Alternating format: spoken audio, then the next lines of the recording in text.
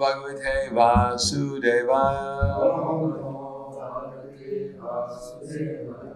Srimad Bhagavatam, Canto 7, Chapter 2, Hiranyakashipu, King of the Demons, Text 46. Utendriyam no lingam, Dehan uchcha vachan vibhu, Vajat Yut Sridhati Yenas Tatschapi Svena Tejasa Utendriya Manolingam Dehan Uchvachan Vibhu Vajat Yut Sridhati Yanyas Tatschapi Svena Tejasa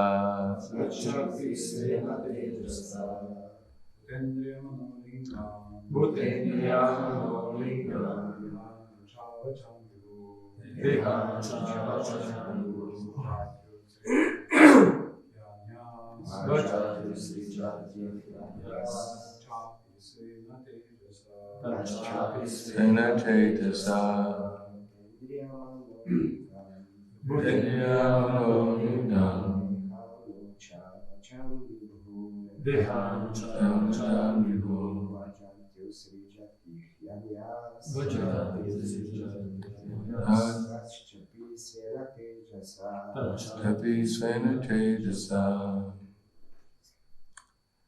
Jenske.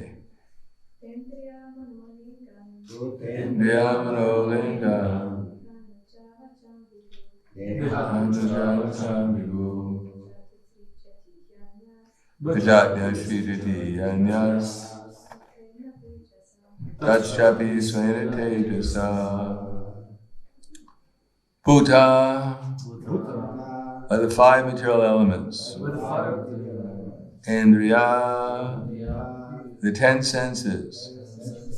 Manaha, and the mind. Lingan, characterized. Dehan, gross material bodies. Uchcha avachan, high class and low class.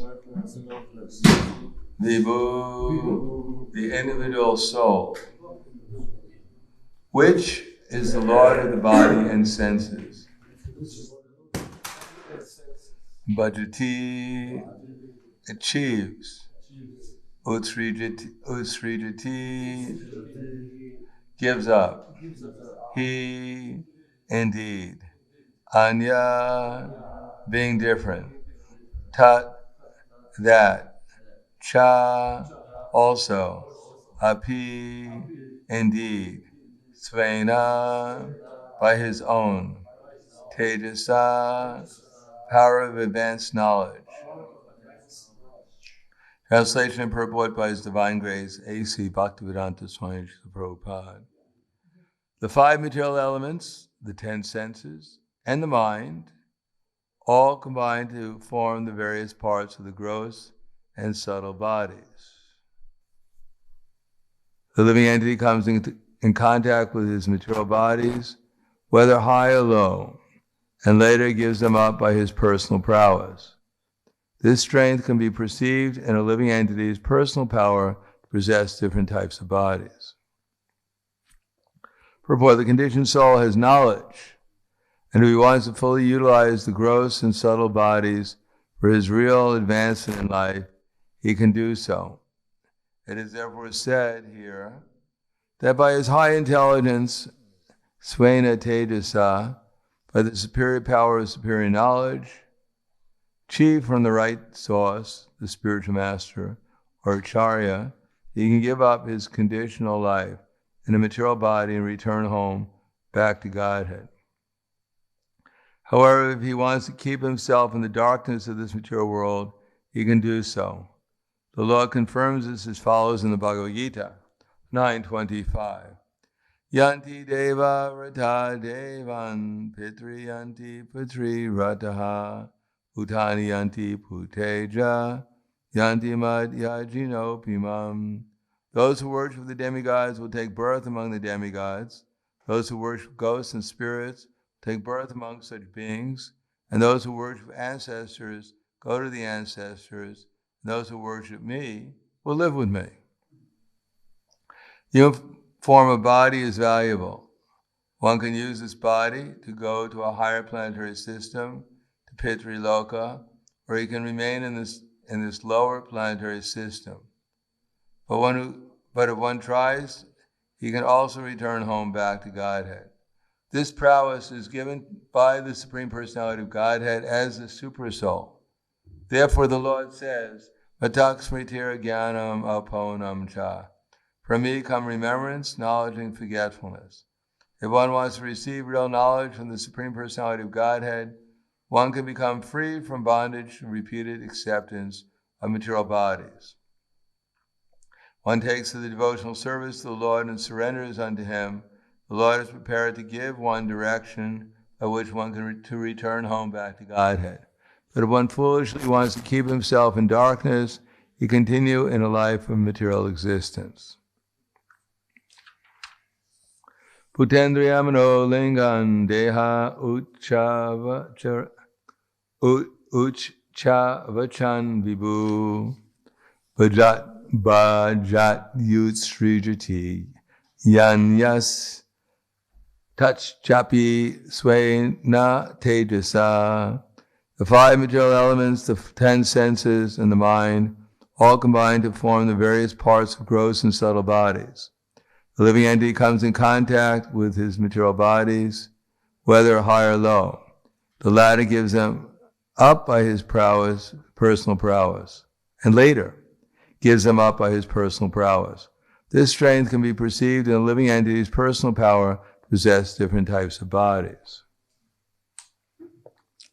Namo Vishnu Varaya Krishna Prasthaya Bhutaya Srimate Bhaktivedanta Swami Namane Namaste Saraswatim Deve Gauravani Pacharane Nirvishesha Shnivadi Paskatyade Siddharne. Brahmande Brahmate Kon Bhagavanjiv Guru Krishna Prasade Pai Bhakti Lata Beach. That Brahmande Brahmate, that after wandering around the universes,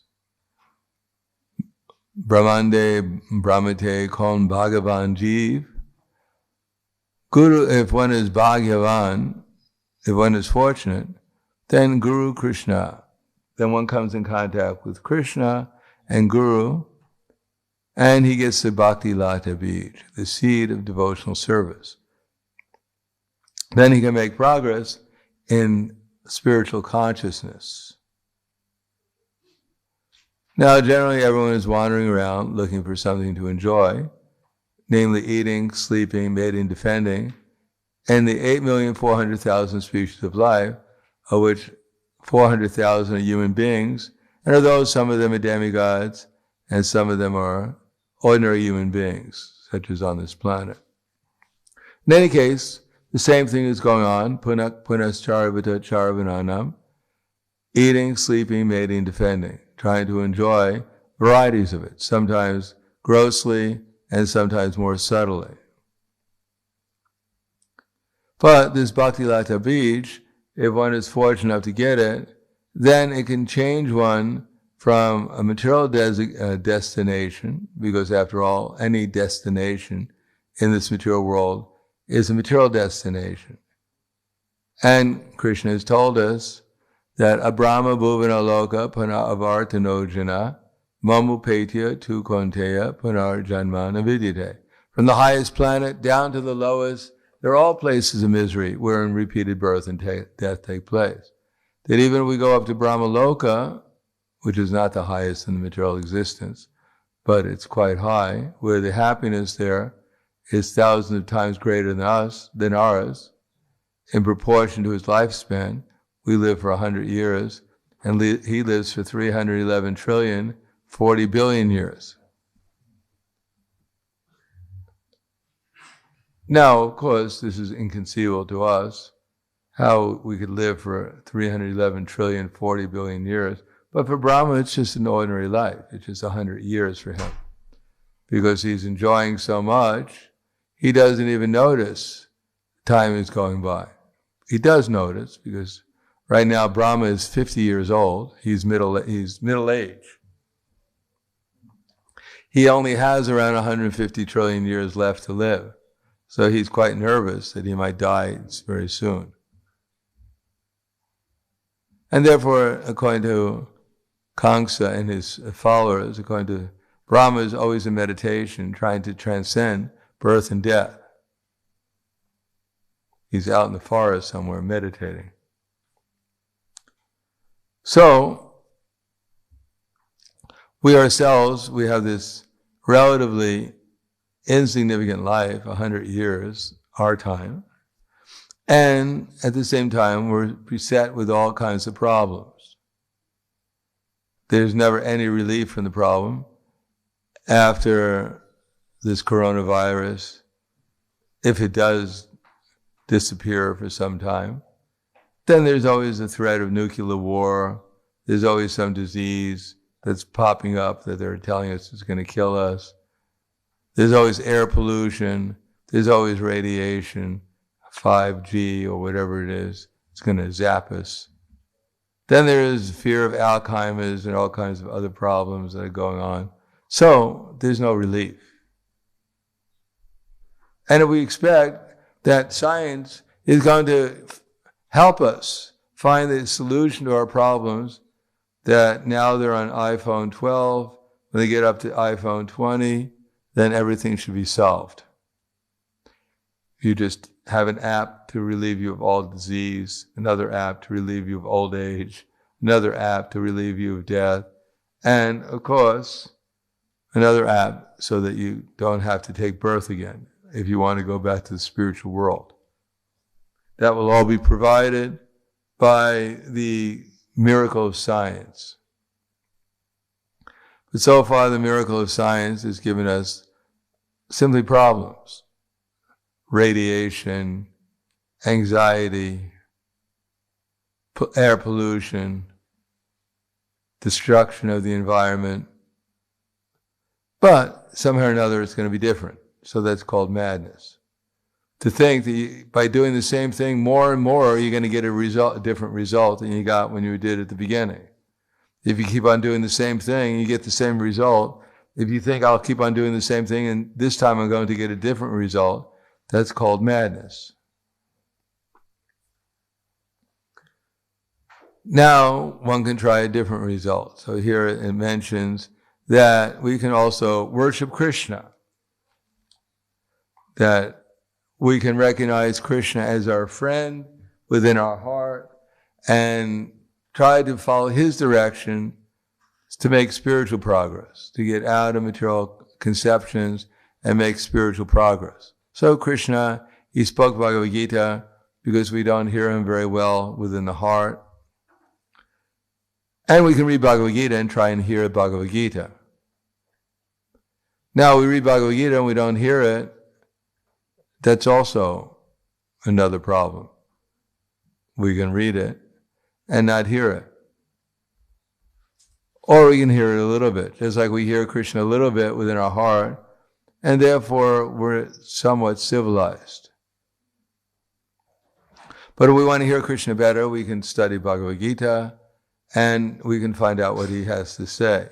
And what he has to say is that there's a process of deepening our spiritual advancement, deepening our consciousness, purifying our consciousness, first of all, by the process of bhakti yoga, and then eventually deepening that consciousness so that we become Krishna conscious, fully Krishna conscious. Just like if you put an iron in the fire, then the iron gets hotter and hotter and hotter, and then it becomes like fire. So we can't understand Krishna until we become like Krishna. But we're not about today, at the end of the day, Krishna will not pop up out of nowhere and say, you're qualified. We have to qualify ourselves, and that takes some time. There's a process of doing it. Now, the process is worship begins with worship. As Krishna says in the end of the 6th chapter, that yoginam api sarvesham madgaten antaratmana bhajante mam, worshipping me. Yoginam api sarvesham, of all the different types of yogis, yoginam api sarvesham madgaten antaratma, one who's always within himself thinking about me. Bhajate, what is it? Shadavan bhajate mam, worshipping me with great and transcendental faith. Ye me matatma mataha, always abides in me and thinks of me with great transcendental faith. And as we know, the process of devotional service is the process of developing faith. So faith in what? Sarvabhutastam atmanam sarvabhutani chatmani ikshita yoga yuktatma sarvatra samadarshana. That the true yogi observes me in all beings and sees every being in me. Indeed, the same Supreme Lord sees me, the same Supreme Lord, everywhere. Yomam pashati sarvatra sarvam chamayi pashati tasyaham na pranashami sarchame na pranashiti. And for one who can see me everywhere and sees everything in me, I'm never lost to him, nor is he ever lost to me. So the process begins with hearing this philosophy, so we know how to worship Krishna. So we get up in the morning and we come to Mangal Arati to sing about Krishna. We chant Hare Krishna to ask Krishna for service. We worship Tulsi. And we hear Srimad Bhagavatam, Bhagavad Gita. And then we're supposed to go out and serve people or each other by helping each other become conscious of Krishna. So there's a process, but we have to deepen the process. In other words, becoming expert at one of the processes will help us become expert in the other processes too. So we begin with worship, hearing about Krishna, chanting about Krishna, and all the 9 different processes of devotional service all give us a chance to worship Krishna. But there are different levels of worship Krishna. Archam eva hariye, pujam yakshadaye hate, ita daneshu chanyesu, sabhakta prakrityam smritaha. We can worship Krishna in material consciousness. That's called kanista adhikari. I need this and I need that. And Krishna, you give it to me, please. I worship you and you give me what I need. I need freedom from distress. I need material comfort. I have to get some knowledge. I have to live happily in the material world. And I have to get free from all my problems and miseries of life and realize I'm eternal. So you give that to me and I'll worship you. So Krishna will do that. He'll reciprocate. He'll give us the intelligence, if we'll accept it, if we really want it, how to get free from distress. Of course, we can chant Hare Krishna, please get me free from distress. But if we're like the elephant bathing, the elephant goes into the lake and he bathes, and then he comes onto the shore and he throws all kinds of dust all over his body again. Hati snan. So we can plead to Krishna, please get me free from distress, and Krishna will help tell us that, my dear soul, you're doing this is causing your distress. Stop doing it. You'll get free from distress. And we say, Krishna, thanks a lot. Do you have another way of getting free from distress? Because I like what I'm doing. Well, I'm sorry, that's the only way you're going to get free from distress. No, Krishna, you don't understand. You're God. You can do anything. Please help me. If not, then I'm going to go somewhere else. I'm sorry, that's all I can tell you. If you want to engage in illicit sex, intoxication, meat eating, and gambling, and then if you want lust, anger, and greed, at the same time you want to get free from distress, I can't help you. Go somewhere else. Even God can't, even God is incomplete. Maybe the devil will help me.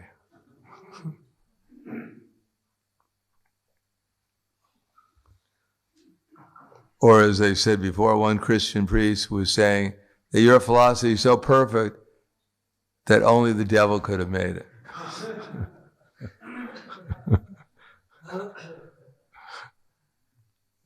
This is called viparia. We want something, but we don't want to do what's necessary to achieve it. Therefore, we get stuck at that level. And those who go beyond it, they're able to accept, all right, what to do, you know. I don't want to give it up, but I guess I got to. Then I want material comfort. I want something positive, some material happiness, some nice place to live, some nice relationships with people, nice food, nice air, nice everything. I want to live here happily. So that's certainly a step up, and by Krishna consciousness, Krishna can help us. But if we're still attracted to the same low-class food, if we still want to keep the same low-class relationships with others, if we don't really care much about how we sleep, how we eat, or anything else, then we won't get material comfort, no matter how much we pray to Krishna for it. So Krishna can give us the intelligence, but we have to accept it. And if we become inquisitive by good fortune, we actually become jignasu and actually want the path of spiritual awakening or elevation of consciousness. Many people are jignasu, how I can elevate myself materially. Beyond just eating, sleeping, mating, defending, maybe there's something beyond that, or at least a higher stage of eating, sleeping, mating, and defending. And they become inquisitive to become expert. It's usually in the mode of passion. Let's improve my knowledge. In the mode of passion, we want to improve our material existence. And also in the mode of passion, we want to improve my awareness, my consciousness, so I can do things better, more expertly. And when one becomes aware that there is something called Brahman, I can exist as a soul free from material conceptions that I'm going to die, one realizes I can live forever, one may want that also. And Krishna, if we really want jignasu, real knowledge, he'll give it to us. But if we keep on trying to find out from mental speculators what the truth is, then we'll never find out. Yatanto yoginas chanyam pashantnyat yaman yavastita yatanto ya kritatmano naivam pashant yachetasaha. The endeavoring transcendentalists who are situated in self-realization can see all this clearly, that is, that we're eternal and how we're taking bodies and quitting them, and what kind of body we enjoy under the spell of the modes of nature. But those whose eyes are not trained with knowledge cannot see how this is taking place. So we go outside the Vedic, even in the Vedic culture, we find out what the three doshas are, and I think now I'm a pitta rather than Krishna's servant. Or even this idea, now I'm a Kshatriya, I have a right to fight with people because I'm a Kshatriya. Or I'm a Brahmin, I only speak and I eat and I don't do anything else.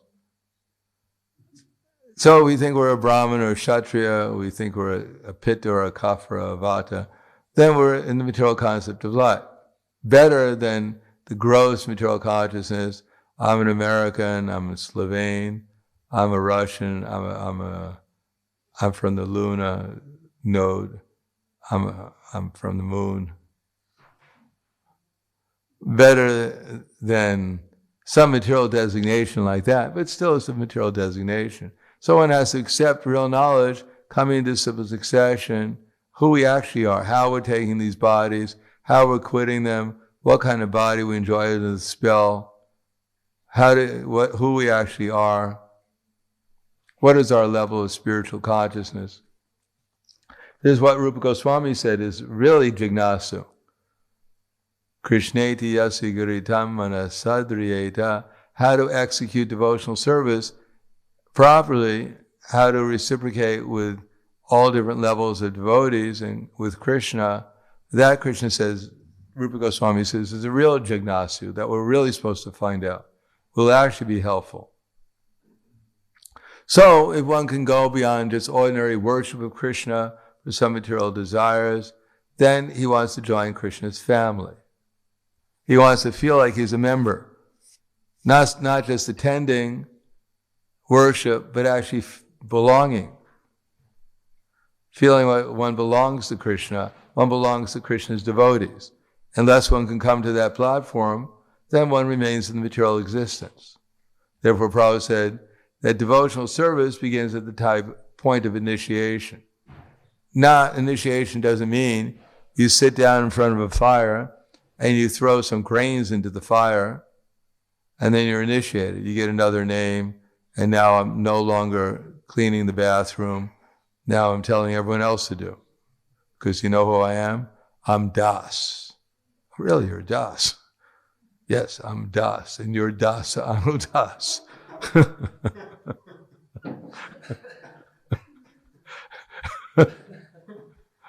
You're the servant of Das.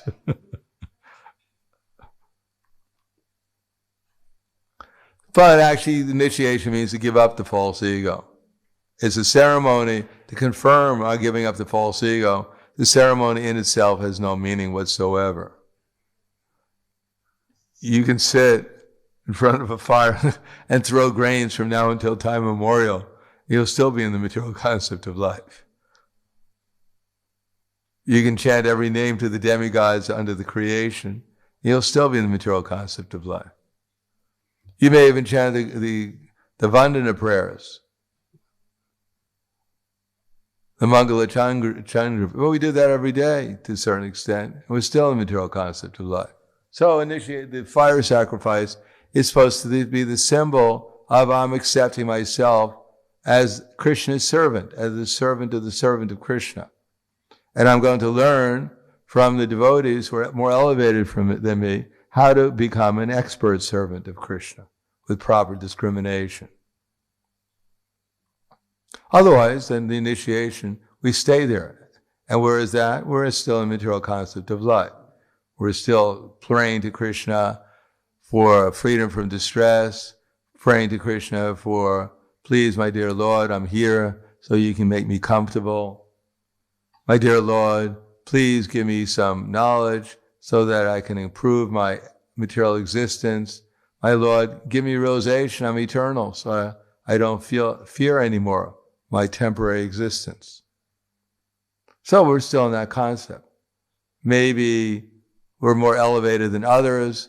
Maybe we're one of the Kumaras. We're become like the Kumaras. We're Brahman realized. But that's not Krishna consciousness. So we have to learn how to associate with the devotees, how to become a servant of the devotees.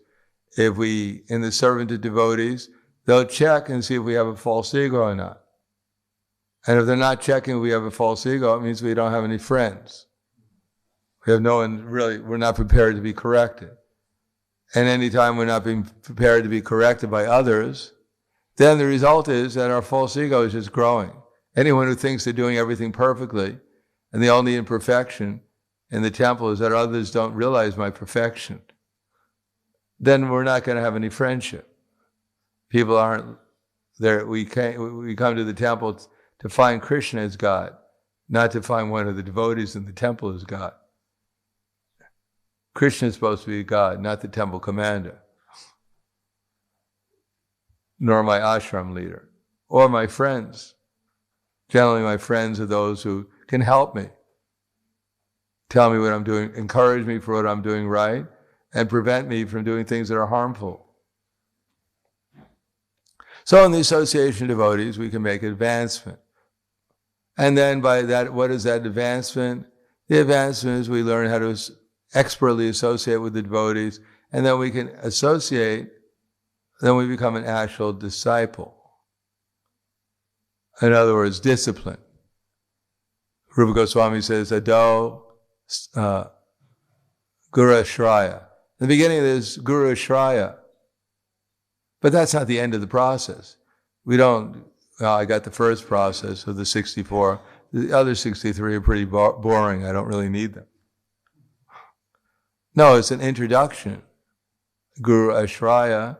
And then after Guru Ashraya, Then we have to learn how to take instructions, how to serve the superior devotees, the acharyas, and the superior devotees, take help from them, and then engage in the process of devotional service, of which one of them, that's called discipleship. We hear about Krishna, then we come to association with the devotees, fellowship, and then we become a disciple. We take instructions. And what is that for? So we can engage in the ministry work.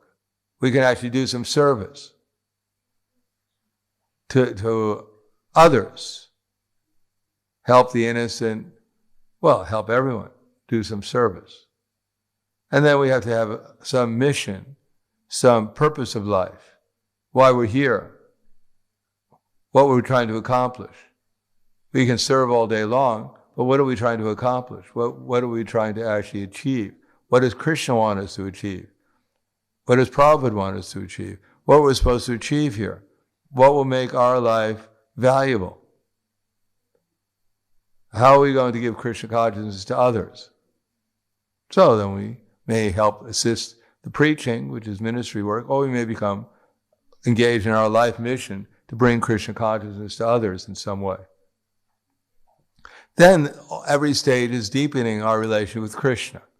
That's what he says at the end of the Bhagavad Gita. That if we think, I'm a devotee, I'm here in the temple, I come to the program, everything's all right. I even do my services, whatever they say. I even go on book distribution, I go on Harinam. But if we don't know what we're doing and why we're doing it, what we're trying to deepen, and how we're trying to deepen our consciousness in Krishna consciousness, it all becomes very superficial. If our goal in life is to get free from distress, we can be going out and distributing books. And my distress is that if I don't distribute enough books and they read my score, then I'll feel my false ego will be hurt.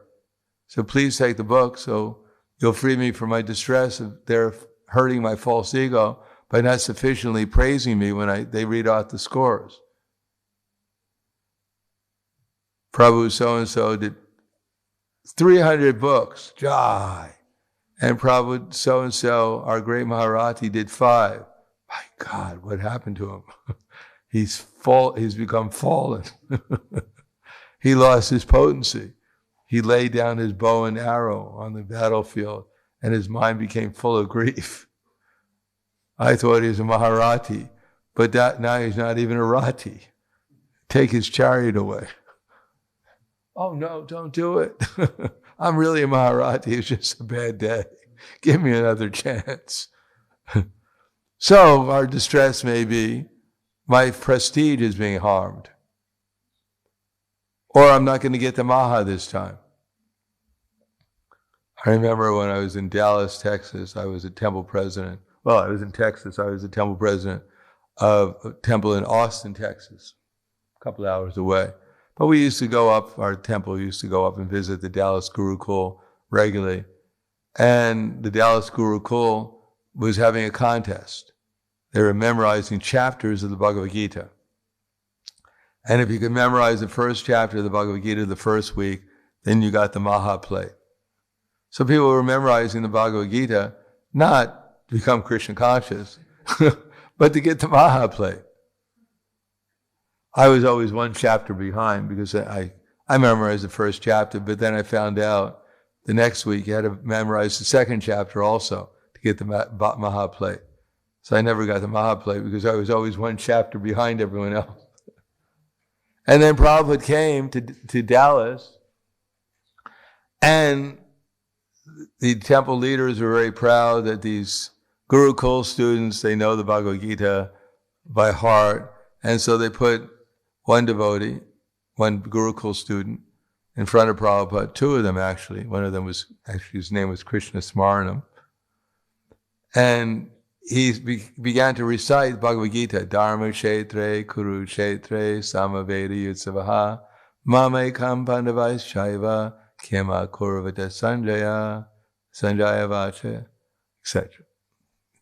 Dristatu Pandivani Kam Vyudam Duryadastata, Acharyam Upasangam Yam Rajavachanam abravit. So they went through some verses in Bhagavad Gita, and then Prabhupada said, well, what does it mean? He asked Krishna Smaranam. He said, I don't know. So Prabhupada said, parrot, we're not interested in creating parrots. We want devotees to understand what we're doing. Then they stopped this memorization of the Bhagavad Gita, the slokas, because for some reason or another, no more maha plates. And at that time it was good to get a maha plate. The prasadam wasn't exactly elegant. We're eating off of wax paper.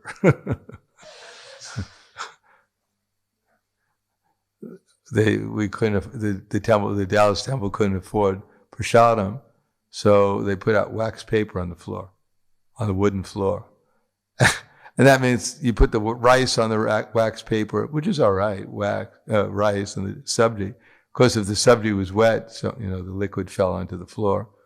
If you go to the Dallas temple now, you can smell the prasadam. The worst thing was the dal when they put it on top of the rice. That was the most liquid. So it all kind of merged into the floor. The maha plate was more elegant, though. He got a plate. In any case, Prabhupada did not appreciate us being parrots. We should understand what we're doing. Otherwise, you can memorize all the verses and be on the same platform you were before you started. We can do anything, unless we do it with proper Dadami Buddhi Yogam Tam. Unless we get Krishna's intelligence, what we're doing, and that only comes through bhakti. Tesham Sadatam Yuktanam. And that's what our lectures are supposed to do, to teach us how to, whatever level we're on, how to do it with more steadily and more enthusiastically for Krishna, so that we can actually get more and more intelligence coming from Krishna, how to advance to the next level. But if we don't know what the next level is, and we think we're doing everything perfectly, we're doing everything, but we're not becoming Krishna conscious. And then we need something else other than just doing everything. We have to do everything in the proper consciousness. So I'll stop there. Any questions or comments?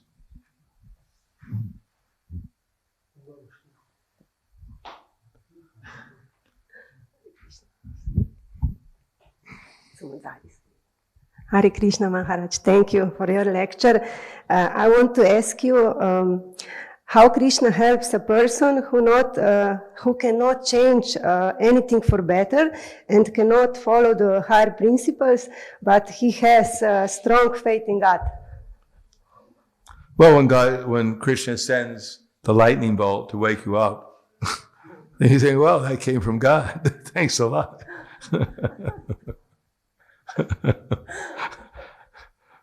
So we're asleep. We don't want to wake up so easily, but we believe in God, so God will help us. He'll slap us a few times by His material energy. Thank you very much. Thank you for helping me wake up. Is that all right? Anything else?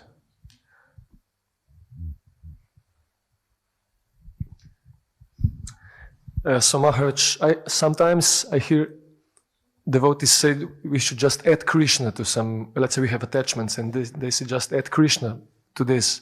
But it looks like we can put Krishna, if we are not somehow, some kind of able to stop doing this, some things, Krishna will probably not help us.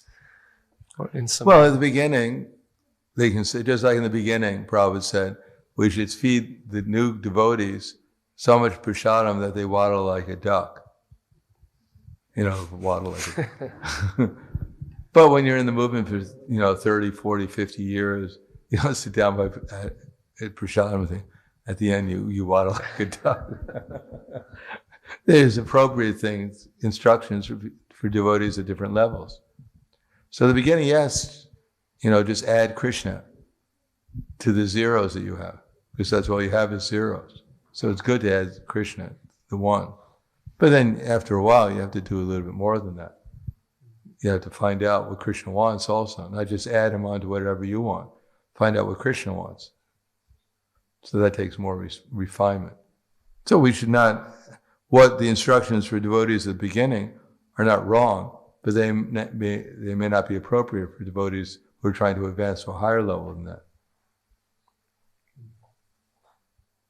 Yes. Hare Krishna. Maharaj, you mentioned initiation and taking instructions. I've been frequently asked a question about a disciple's association with his guru. They say that sometimes devotees get initiation, but they never get any association with their guru. Or they get very little association, a few days in a few years. So they say they question what is the meaning of this initiation if you are not instructed by your guru.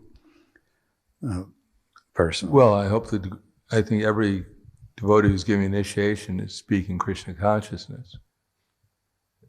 So there's so much instruction. First of all, we've been given so much instruction. Generally speaking, if one takes initiation, he's supposed to have heard from his guru over the person who's going to take initiation and become convinced that this person is a servant of the servant of the servant of Krishna. And he can teach me how to become an expert servant of the servant of the servant of Krishna. Now, in order to do that, there's so many instructions being given. Like, for instance, he may tell us in a class we should read Prabhupada's books. Now, if we're reading Prabhupada's books, then we're associating with our guru. We're serving his instruction. How many instructions do you need? He's given 10,000 instructions, and I don't like any of them. I'm waiting for the instruction he's going to give me that I like. That's, maybe he'll come this time and give me something I like. So we have so many instructions. The thing is, we don't follow them. That's the problem. And when we follow them, we don't recognize that, I'm following them as a servant of the servants of Krishna. We're just following them because, I'm a good person. Or maybe he'll give me some benefit that I'm looking for. But not with the mood of just being a servant of Krishna's servants. Never, I don't get any benefit. And then I blame my guru. He's not giving me enough instructions. Or he gave me instructions, I'm doing them and I get any benefit. Because I refuse to give my false ego. I refuse to give up my material motivations. It's all his fault. He was supposed to benedict me causelessly. He was supposed to take away all my sins. I'm still getting reactions. What's going on? He promised at the point of initiation, all my sins would go away, but I'm still suffering. Something wrong. He lied to me. He didn't do it. It's all a phony. It's a fake. Because we take initiation with the wrong understanding, and we never develop the right understanding. We don't know what initiation is. We don't know what it's meant for, and how to get free, how to actually advance out of the material existence and advance in the spiritual existence. But that comes from the instructions. But if we don't try to understand the instructions, we want to understand what the value of initiation is and how to properly utilize it for spiritual advancement. And then we'll blame everyone else except for ourselves. Anything else? Okay, thank you very much. Grantaraj Srimad Bhagavatam ki jai, Srila Prabhupada ki jai, Gaur Premanande.